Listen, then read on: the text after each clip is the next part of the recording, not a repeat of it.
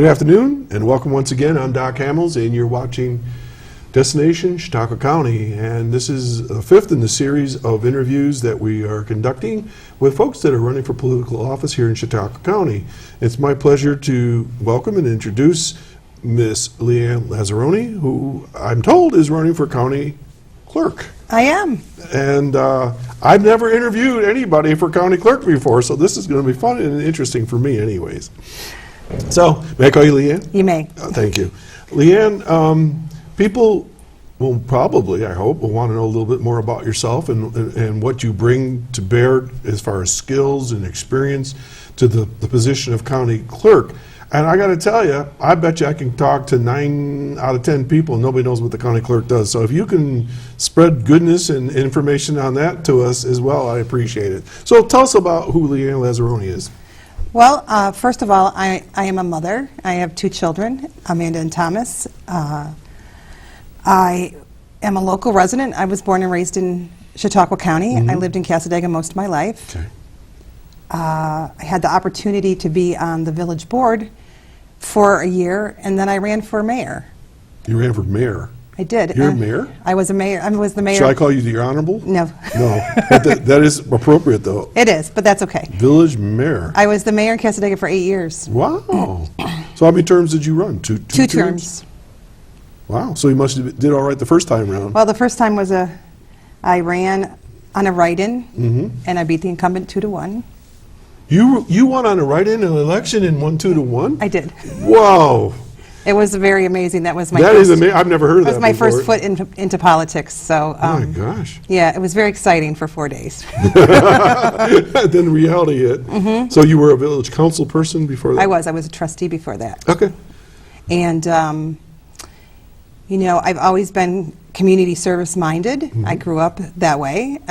My family background has all been a lot of political service to this community, but you know, I've always served my community in some capacity, either, you know, a Girl Scout leader, a Boy Scout leader, whatever, those kind of things. And I was the mayor for 8 years, so my second term, we really got a lot of things done. We had a $5 million water project going on in the village of Cassadaga when I became the mayor, and we ended up saving the taxpayers about $1 million in that first round of our project. We ended up saving about 2.5 in the end because we got. So was it replacing pipes or opening up the water district, or what were you doing? We dug a new well. We put in total new infrastructure. Okay. So new water lines, new holding tanks, you know, new pump houses, all I get it. the ins and outs that we're I never dealing with thought I'd that. know about water. Isn't that amazing what you learn in these offices? Someone said to me, so being a town councilman that I am in Ripley, they'll say, well, you know, is that the same as you know other positions? I go, well, yeah, budget and then you vote. But I said, I don't know anything about, like you say, roads and water systems and sewage, and you know, it's a learning experience. It is a huge learning experience, and I had a great board and a great clerk. So.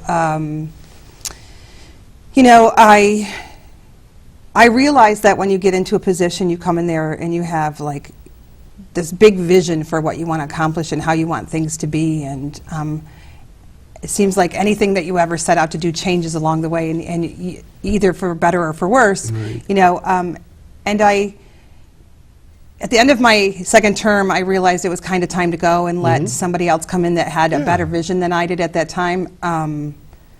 And I knew that I wanted to run for county clerk, and I didn't want to run for mayor, get elected, and then leave that office. So you've had a break in service then? We end our term in March. Okay. Well, you know, you said that you saw that your time was done there, I guess is one way to look at it. Well, someone once said that we stand on each other's shoulders that came before us. So it was probably somebody's now building on what you did, perhaps. I think the board is in a great place. We have a great community activist group now in the village that are doing lots of great things for the village. And I just felt like sometimes I was taking things way too personal. You know? Yes, I do know. So, you know, in the beginning I didn't really take anything very personal, and as my time went on, I felt like, you know, it's time for me to leave because I can't be so objective about things, and in that position you need to be really objective. And, you're there to serve the taxpayers. It's not a special interest for yourself or any group you belong to. And I just thought it was time for me to go. Time for somebody else to step in and do it. It's a tough job, especially in a little village where you know everybody and everybody talks to you and wants to call you all the time. And 24/7. Yes. Yep. So it really is. It is a community service position, really. So what you're saying then is that you've been in the political arena. You understand, I'm guessing, how systems work in government. Oh, absolutely. I graduated from Jamestown Community College, and I have a degree in individual studies in criminal justice. Oh. And then I went to Fredonia and finished my degree in political science and human service. Well, seems like a good match, doesn't And I it? like to say cum laude because, you don't ever get to say that. So I graduated with honors. Well, congratulations. And I've worked for the court system for the last 13 years. Wait a minute. You were the mayor? I was the And mayor. you worked for the court systems as well? My full-time job, I worked for the court system. So what did you do there? I run the drug court program out of Dunkirk City Court. I've worked in Mayville and in Jamestown, but I am permanently located in Dunkirk. And part of my job is it's an alternative sentencing court. It's a problem-solving Oh, I've court. read about that. Mhm. Yeah. So I've been there for 13 years, but in my capacity, I'm also required to do back office work. So I do the work of the clerk also. So I help in the back part of the court. Back office work, what does that mean? Well, They do. where they prepare dockets and civil and criminal dockets, and Okay. I have a budget for my part of the court that I have to be, fiscally responsible to my chief clerk about how we spend that budget. And then I'm in charge, I'm a supervisor on the register, so I account, at the end of the day, I count out the register and make sure all the receipts are correct. And All right, so let me see if I got this right. You were the mayor, and you're not the mayor anymore. But you're working for the court system, and what's your title there? it's called resource coordinator. Resource coordinator. So if you're elected county clerk, what happens to that position? I will resign from that position. And this is a county position? that This you is have? this is a state position. Oh, a state position, and you would go to I would go to the county. I came from the county. I've been in the county. I've been in the retirement system for 27 years. So What'd you do for the county? I was a correction officer at one time. Get out, you were a CO? I was, and I was a probation officer. Wait a minute, you worked at the jail I did. for Joe? Or before It was him? before him. Bentley? Who's the? It was Bentley when I can't even. I can only remember two names. No, I can't remember. That's okay, so, it's all right, it's all right. Yeah, I worked there. I lived out in Putnam County for a while, and I worked as a correction officer there. So you're a probation officer. And then Bill Groom and all those guys, and Mike, you know who I mean, Big Mike. Yeah. Mike, I'll think of it Oh, later. that's terrible that I can't remember his name. He's going to kill me too, we're buddies. Well, anyways, I'll think of it. So, wow. See, now you didn't tell me that when we first got started. I don't even know that about you. All right, so what does this all have to do with a county clerk? Well, so I came from the county. Yeah. So, and then I went to the state, and so now I'm just going back to the county. My job as a resource coordinator in the courts, this opioid epidemic is awful, and I work on the front line. I'm basically on the front line of this crisis, and we've buried a lot of people in the last year. Yes, we have. And there comes a time when you know it's your time to do something different, and I put a lot of Mike Ricketts. Mike Ricketts, that's right. Sorry, Mike. Russ Homey, that's who I remember. Oh, I know Russ too. All right. So, So this opioid is terrible, yeah? it is awful, and you're not working with just clients, defendants. You're working with their families, and it's really sad. It's sad. You wonder who's going to die this week, Yeah. and it's a lot of heart and soul into people, and it doesn't always work out the way you want it to. All right, so you're working in that department, and I hear you saying maybe it's time for a change, and I think that's a healthy thing for an individual. So what do you have to do or know about the job of county clerk? And by the way, just for everybody's information, Mr. Barmore was offered to come in here to be interviewed by myself, and I believe he declined because he's not on the docket for interviews. So I'm putting that out there.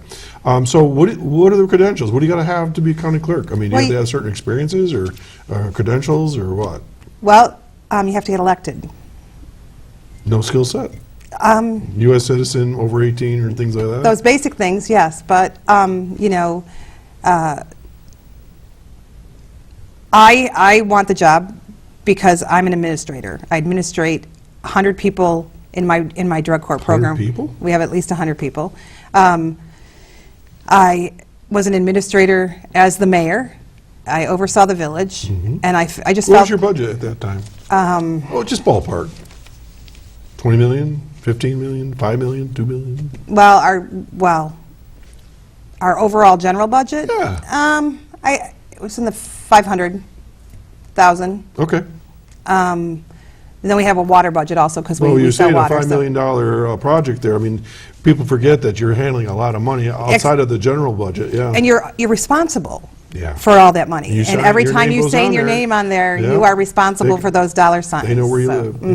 Yeah. So, you know, as a correction officer, you don't just sit and watch inmates all day. You administrate paperwork, and you're responsible for court documents and those things. As a booking officer, you have to interpret court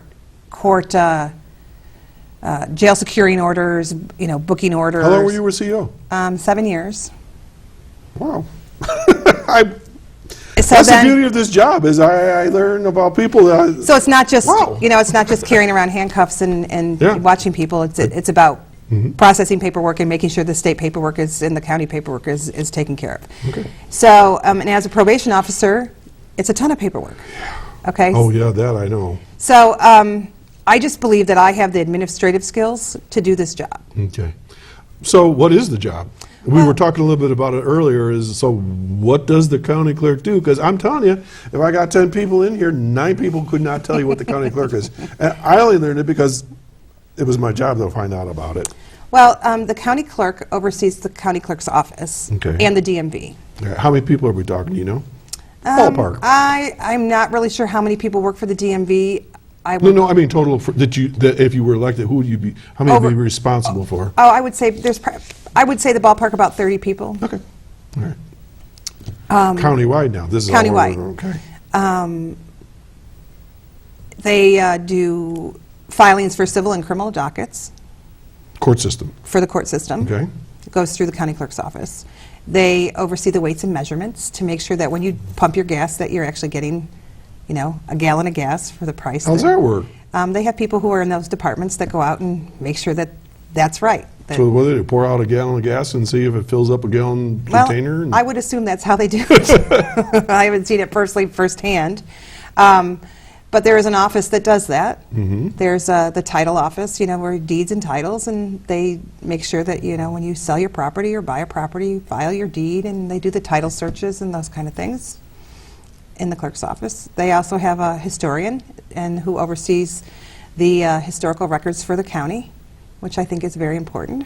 Michelle Henry, Yes, she's been on the show. she's amazing. Lovely, lovely person. So, you know, they are responsible, they are the record keeper of the county, basically, for all sorts of things. So people are sitting here maybe watching right now and go, so what? Why do you worry about all that paperwork? So can you kind of walk that out? I get it, but maybe people don't appreciate why it's so important. Well, it's important because the county clerk's office is actually the economic hub of our county.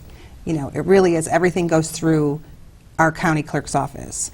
So, any type of filing that you do, you know, I always knew that the clerk's office was where I go to file my title or my deed for my property. And they do the title search there to make sure that, you know, the title is clean so that I can purchase the house. Right. But they do so much more, you know. You have to, if they file a civil claim, someone comes in and files a civil claim, that civil claim goes through the paperwork goes through the clerk's office, then to the county court. And we have to make sure that everything is filed accurately, so by the time it gets to the court, it's accurate. And same with criminal offenses. How about circuit court and probate and all that stuff? Does that come under that? I don't believe it does. But Okay, that's probably state level or something different. All right. I believe it just goes through the surrogate's office. Okay, I just wondering. So my experience has been, when you get a title, it better be right. And the deeds better be right, because if somebody messed up, you might be building your garage on somebody else's property. Absolutely. Or find out, well, there was a lien on that property all that time. Or and- mechanic's lien or something. And you don't yeah. own the mineral rights to your property or something along those lines, right? Absolutely, yes. All right. And then, of course, the DMV. Yeah, let's talk about that. I'm sitting here right now to tell you, I always thought that it was a state of New York office and that it just rented space from the county. I did not realize it It's was. overseen by the county clerk. Oh, all right. But it So is a state office that's overseen by the county clerk. That's interesting. So is the court, though. It's a county office, that's civil and criminal court, is run by the Office of Court Administration. That is run through the clerk's office. So you have two state agencies that you'd be responsible for. Yes. So the state gives you the money to run those off? I mean, do you like do the budget and all that stuff? I have looked at the budget for the clerk's office. I'm not sure exactly what monies come in from the state or how that works, but I do know that they must give some sort of compensation to the county to run those offices. So some flow-through funding. Yes, there Okay. must be some fiscal responsibility there. As I said before, I learn more things as doing this interview than I do anything else in life, it seems. Okay, so DMV. So I understand, it's for your cars and things like that and trucks. But what other things do they do there? Do you know? Well, you can get your passport there You can get your passport at the DMV? at the county clerk's office. Oh, county clerk's office. They'll give you the information for your passport there. Really? Okay. They do non-driver license IDs. But for a passport, you have to go to where you were born, though, right? Like if I was, no, I could do it here? Because You could do your passport at the post office.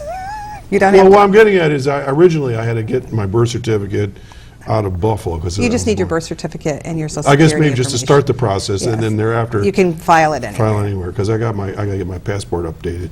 All right. Soon. So the DMV, I just, if I'd like, for a minute, I'd just like to talk about Jamestown DMV. And Sure.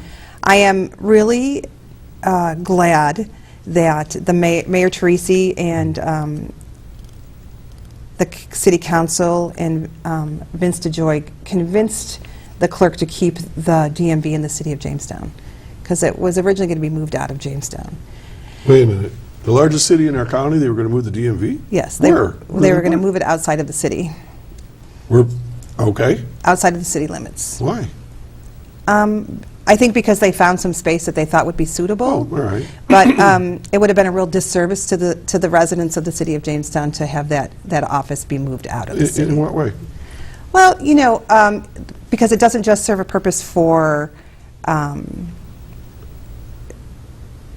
your driver's license, titling your car, those kind of things, but other people get like non-driver IDs, people who don't drive. There's a lot of people in the city who don't drive a car, who need a place to go to get their ID. But it could have been a cheaper facility or something. Save money? I don't think so. I think the city found them great space, Okay. and to keep the money in the city. Okay. So it's not about saving money.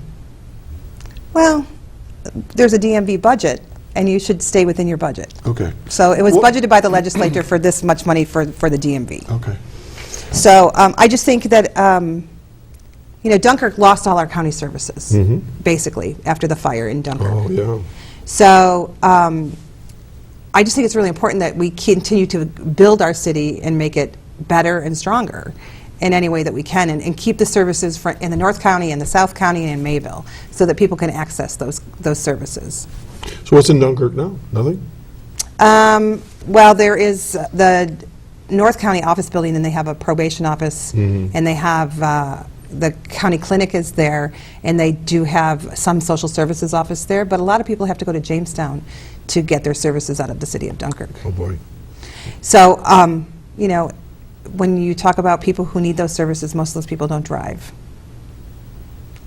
So, they're on public assistance, Medicaid, those kind of things. So that's why you would prefer to be in the city where people can take a bus or Right, walk or right. taxi? And you know what, and nothing against our rural transit, we have a rural transit system, but it's not the most convenient rural transit. So, it's not like you can just get on a city bus and go. True. On a regular schedule type Right. thing, yeah.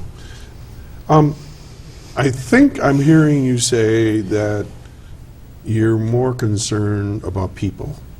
I am, and my whole platform has been customer service. And I really think that, and I felt this way as mayor, and I feel this way as a resource coordinator, that my responsibility when I took the job was to serve the people. It's not self-serving, it's serving the people. And you know, I don't want to say that anybody that works for the county is doing a bad job, because I think everybody's doing the best that they can. But I want to be the kind of leader that empowers people to do a better job and know that somebody cares about how well they do their job.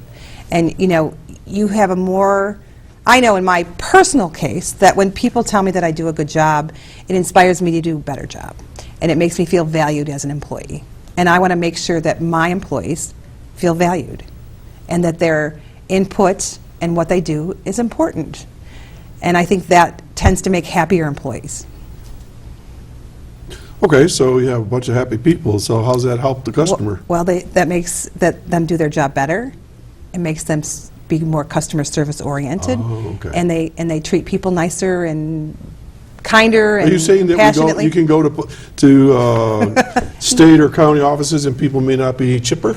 Well, you know, we all have a lot of work. We're all overworked. We all have a lot to do, and I just want everyone to remember that people matter, and that we may not think it's a crisis when somebody comes to renew their driver's license or register their car, and they have a problem doing that. It's a crisis to them if they can't do that, and we have to be problem solvers, and I think that that's what I bring to the table. I work in crisis most of the time. It's a different kind of crisis, but I am juggling a lot of things at one time, trying to take care of people's needs. So I think I can bring that problem-solving skills into the clerk's office. Let's figure it out. You know, let's just not tell them no, go away. Let's figure out how do we solve this problem for you. Okay, so let's do a little different question here, and I do this from time to time with my guests. If you were elected tomorrow and you had the proverbial magic wand, what would be some of the first things you'd like to work on? Maybe not, you know, to destroy and replace, but I mean, maybe tweak or whatever, because I'm not hearing that from you. Well, I think that in the clerk's office, I would like to make sure that we have the right equipment to do the right job. I want to make sure that, you know, we have scanners in place, we have all the equipment electronically that people need to do their job, and that people are well trained to do their job. I don't want to ask somebody to do something that they're not trained to do. I want to make sure that everybody knows what their job is and what their role is and how they're supposed to do that. First thing I would do is I would do some team building. You know, we're all together in this, and we're all going to do this and make the clerk's office, the DMV, the best that we can do. I just don't think people are valued at what they do sometimes. Why? Because we get complacent. And I'm going to be a hands-on clerk. When you come to the clerk's office, I will wait on you, and I will take care of you, and I'll be out there in the front with everybody else to do the job. Cool. I will not be sitting behind a door or a desk. They'll know who you are. They will know who I am, and I will be greeting you, and I will be making regular visits to the DMV sites, and I want to know everything about the clerk's job. I want to know everything about what goes on at the DMV, and I want to serve the people. So You it's know, not just a title. I've worked in systems before, and I think I'm a pretty, you know, empowering kind of guy, but there's always those curmudgeons that have been there for 50 years. They say, oh, here comes the person with the new idea, the newest and greatest novelty or whatever. So how would you deal with those? I mean, there's got to be people that are career people there that just are going to say, right. Well, they know how to do the job, and they're going to tell me how they're going to do their job better. Okay. They're going to give me their ideas, and maybe their voices haven't been heard in 15 years. Maybe they don't think anybody cares. So if somebody knows how to do it more efficient, a better way, maybe that's what we should be listening to. Seems kind of logical, doesn't it? Okay. Do you have any particular style of leadership that you would say this is, I know you said hands-on, and I know that you would empower people, but have you studied any particular style of leadership? No, I just have a background in counseling, and I worked as a counselor for a brief period of time. Wait a minute. Where did counselor come in here? I got COPO. Well, after I was a probation resource coordinator, I got village officer. mayor. after I was a probation officer, I was on a granted position with the county, and that grant was lost, and I was working towards getting a license as a treatment provider. And I went to work for Tri-County Lakeshore Behavioral Health and did some counseling with them before I got this job as resource coordinator. It was just a matter of, but I really have brought those kind of skills, listening skills, to my job. As a resource coordinator, you have to listen to people. You have to kind of read between the lines to see what their needs are. All right, so I'm sitting here listening to everything you're saying. So what I think I hear you saying that the county clerk should serve people. Yes. Okay. Well, I just think that we've just gotten away. It's a fine line. I know that just in general, sometimes that we don't always do our best. We get complacent with what we do.